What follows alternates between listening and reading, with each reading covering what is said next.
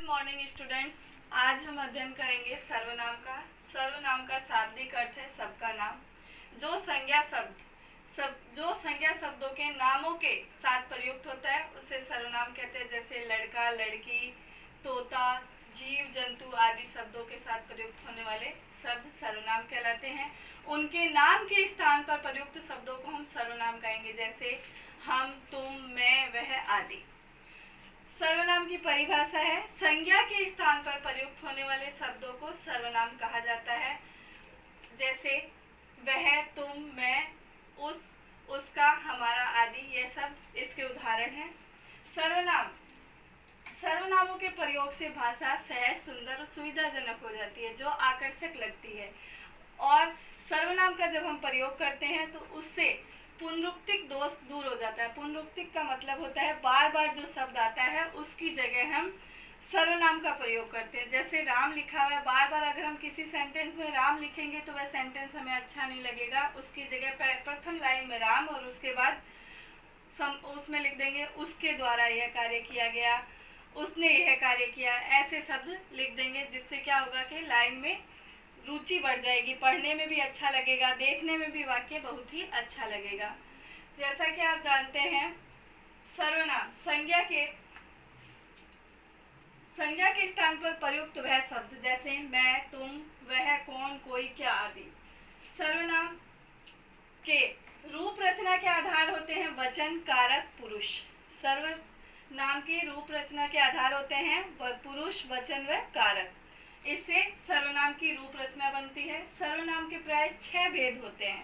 पहला है पुरुषवाचक, दूसरा निश्चयवाचक, तीसरा अनिश्चयवाचक, चौथा प्रश्नवाचक, पांचवा संबंधवाचक और छठा है निजवाचक। एक बार पुनः सुने। सर्वनाम के 6 भेद होते हैं: पुरुषवाचक, निश्चयवाचक, अनिश्चयवाचक, प्रश्नवाचक और संबंधवाचक, और सबसे अंत में होता है निजवाचक सर्वनाम। जो प्रथम है पुरुषवाचक सर्वनाम, यह इसकी परिभाषा सुने। पुरुषवाचक सर्वनाम वक्ता, श्रोता तथा किसी अन्य के लिए तथा पुरुष हेतु जिन सर्वनामों का प्रयोग होता है वह पुरुषवाचक सर्वनाम कहलाते हैं। वक्ता अर्थात बोलने वाला, श्रोता अर्थात सुनने वाला तथा किसी अन्य के लिए अर्थात पुरुष जाति के लिए जिन सर्वनामों का प्रयोग किया जाता है उसे पुरुषवाचक सर्वनाम कहा जाता है। पुरुषवाचक सर्वनाम प्राय 3 होते हैं, जैसे उत्तम, मध्यम और अन्य। सबसे पहला है उत्तम।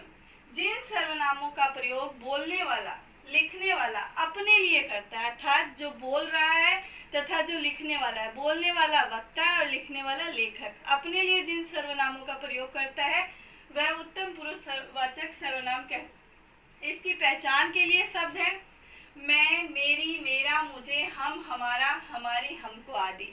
इससे अगर कोई सेंटेंस बना हुआ है तो उत्तम पुरुषवाचक सर्वनाम कहलाएगा। जैसे मैं अपने स्कूल गया, मैं इसमें कौन सा सर्वनाम है? मैं है उत्तम पुरुषवाचक सर्वनाम। इसी प्रकार दूसरा सेंटेंस है हमारा घर नगर के समीप है, हमारा आ गया तो वो भी उत्तमवाचक सर्वनाम है। मुझे अपनी पुस्तक चाहिए, मुझे भी किससे संबंधित है? उत्तमवाचक से। ऐसे हम कई सेंटेंस बना सकते हैं। हमको उनकी प्रार्थना करनी चाहिए, ये भी उत्तमवाचक सर्वनाम है। मैं मेरी माता को बहुत स्नेह करता हूँ, ये भी उत्तमवाचक सर्वनाम है। एक बार पुनः दोहराते हैं। सर्वनाम का शाब्दिक अर्थ अर्थात सबका नाम होता है। जैसे संज्ञा के स्थान पर प्रयुक्त शब्द, चाहे वो लड़का हो, चाहे वो लड़की हो, चाहे वो जीव हो, चाहे वो जंतु हो, अर्थात उनके नामों के स्थान पर जो शब्द प्रयुक्त होते हैं वो सर्वनाम कहलाते हैं। सर्वनामों के प्रयोग से भाषा सहज, सुंदर व सरल लगती है तथा आकर्षक भी लगती है। सर्वनाम संज्ञा के पुनरुक्तिक दोष से बचाते हैं। सर्वनाम संज्ञा के पुनरुक्तिक का अर्थ होता है बार बार आने के दोष को कम करते हैं, अर्थात किसी नाम की बार बार अगर दोहरान हो रहा है तो उस नाम को कम कर देते हैं, उसके स्थान पर सर्वनाम का प्रयोग किया जाता है। सर्वनाम की रूप रचना के आधार पुरुष, वचन व कारक होते हैं, अर्थात इनसे इनका निर्माण होता है। जो सर्वनाम है इनके 6 भेद होते हैं। पहला है पुरुषवाचक, दूसरा निश्चयवाचक, तीसरा है अनिश्चयवाचक, चौथा है प्रश्नवाचक, पांचवा संबंधवाचक और छठा निजवाचक। सबसे पहला आता है पुरुषवाचक सर्वनाम। पुरुषवाचक सर्वनाम की परिभाषा सुने। वक्ता, श्रोता तथा किसी अन्य के लिए तथा पुरुष हेतु जिन सर्वनामों का प्रयोग होता है वो पुरुषवाचक सर्वनाम कहलाते हैं। पुरुषवाचक सर्वनाम के 3 भेद होते हैं। पहला उत्तम, दूसरा मध्यम और तीसरा अन्य पुरुष।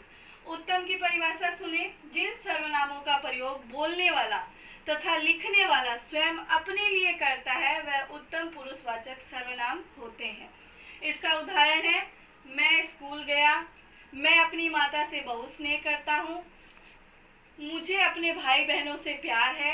ऐसे सेंटेंस बनेंगे तो वह उत्तम पुरुषवाचक सर्वनाम के भेद होंगे। आशा करती हूँ आपको आज का ये टॉपिक समझ आया होगा। धन्यवाद।